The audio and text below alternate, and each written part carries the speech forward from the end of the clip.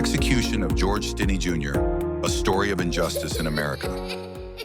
In the small, segregated town of Alcolu, South Carolina, the life of a 14-year-old boy named George Junius Stinney Jr. was set on a tragic course that would later become one of the most haunting examples of racial injustice in American history. 1. Life in Alcolu, South Carolina. In the early 1940s, Alcolu, South Carolina, was a small mill town shaped by rigid segregation and unspoken racial rules. A set of railroad tracks divided the town physically and socially. On one side lived white families, many employed by the lumber mill.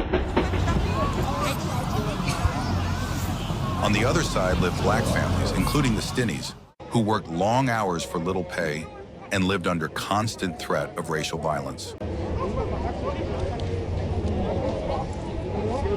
George Junius Stinney Jr. was born in 1929. By 1944, he was 14 years old, still a child by every measure. He was described by relatives as shy, polite, and responsible. He helped his parents, George Sr. and Amy Stinney, care for his younger siblings. He attended school irregularly, as many black children did at the time, because work and family obligations often took priority over education. Life was not easy, but it was familiar. George had never traveled far from Alcolu. He had never been in serious trouble. He had no criminal history. He had no reason to believe that a brief conversation on a spring afternoon would end his life.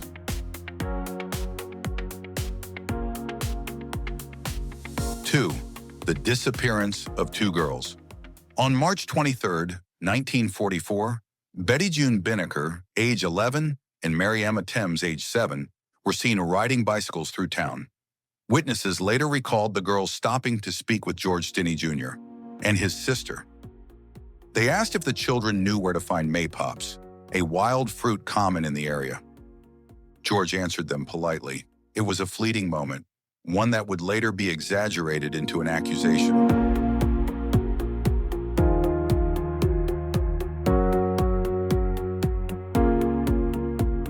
When the girls failed to return home that evening, panic spread quickly.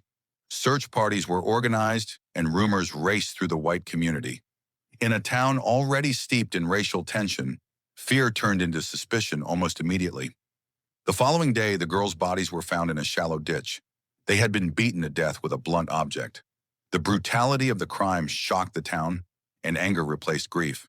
The demand for swift justice became overwhelming.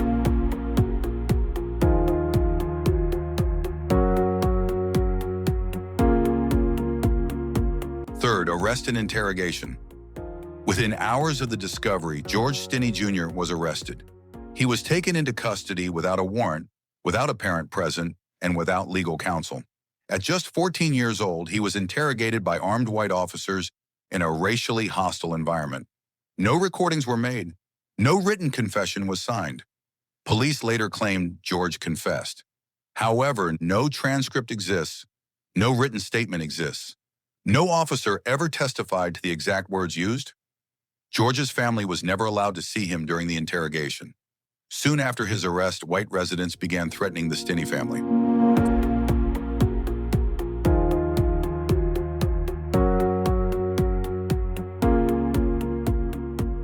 Fearing for their lives, George's parents fled Alcolu, leaving their son alone in jail.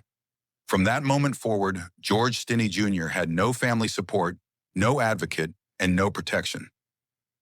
4. The trial, justice in name only.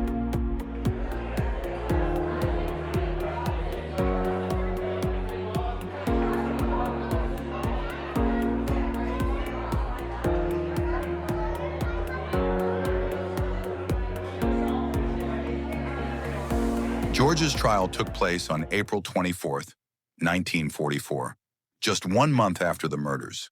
The courtroom was packed with white spectators. Black residents were largely excluded or intimidated into silence.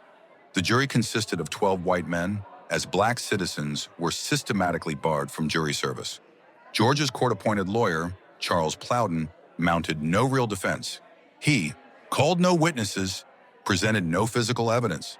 did not challenge the alleged confession, did not ask for a change of venue, did not appeal to spare George's life. The prosecution presented its case quickly, relying heavily on hearsay and the alleged confession. No forensic evidence linked George to the crime. The murder weapon was never conclusively identified. The entire trial lasted less than 3 hours. After closing arguments, the jury deliberated for approximately 10 minutes. They returned with a verdict: guilty. The judge immediately sentenced George Stinney Jr. to death. He was 14 years old.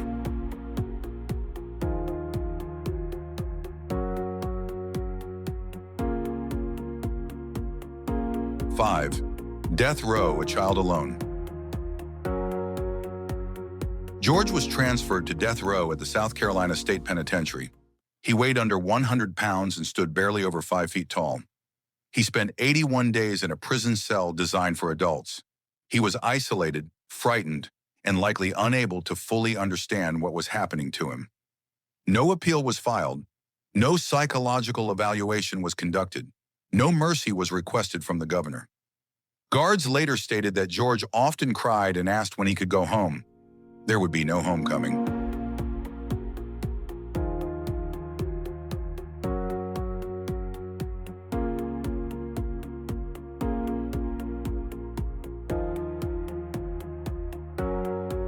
Six, the execution. On the evening of June 16, 1944, George Stinney Jr. was led into the execution chamber. The electric chair was built for adult men. Because George was too small, officials placed books under him so the straps could reach his body. The execution mask was too large and slipped off his face. When the electricity surged through the chair, witnesses said the mask fell completely, revealing the face of a child being electrocuted. At 7:30 p.m., George Stinney Jr. was pronounced dead. He became the youngest person executed in the United States during the 20th century.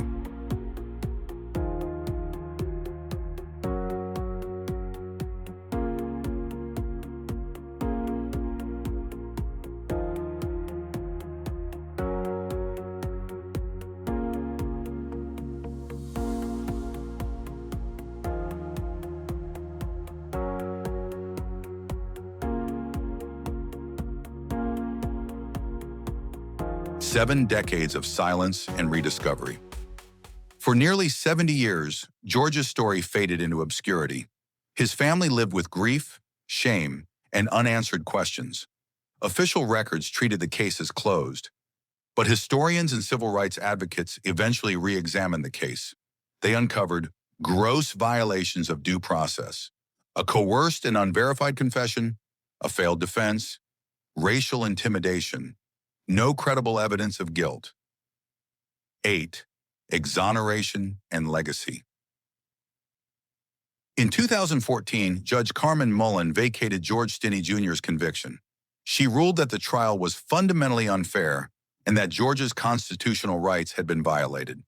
She called the case a grave injustice. Though George could not be brought back, his name was finally cleared. 9. Why this story matters. George Stinney Jr.'s execution is not just a historical tragedy. It is a warning. It reveals what happens when fear overrides fairness, when racism replaces justice, and when a child is treated as expendable. His story forces us to confront uncomfortable truths about the American legal system and the cost of injustice. George lived only 14 years, but his story lives on, so that such a tragedy never happens again. The legacy. George Stinney Jr.'s story stands as a painful reminder of how fear, racism, and injustice can destroy innocent lives, especially the lives of children. His execution remains a symbol of why fairness, legal protections, and humanity must never be sacrificed, no matter the pressure of the moment. His life was short. His suffering was immense. His story must never be forgotten.